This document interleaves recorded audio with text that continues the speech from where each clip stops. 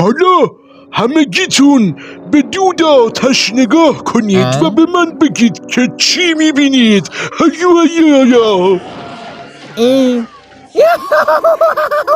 یادم کاهویون جون دو سال تازه میبینم جون تو. خیلی خوب هیولا، تو چی میبینی؟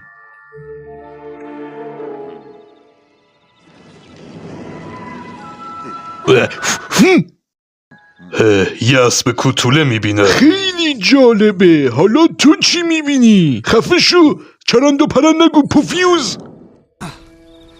باشه،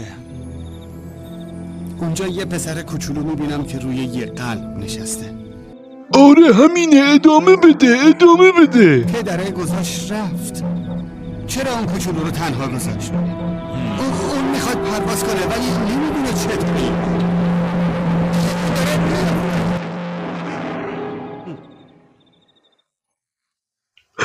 ای بابا، اینم که از خودمونه. ای بابا تو هم قاطی داری پسرم. ای وای، من کی کچل شدم.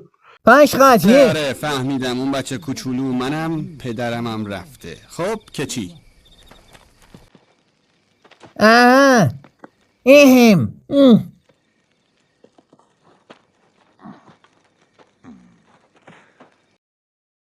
خب ببین آرتیم، خب گفتم جهت گفتمان خودمانی در فضایی مطلوب اصولا آهنگ ابراهیم تطلیس فراهم کنم. بمیر.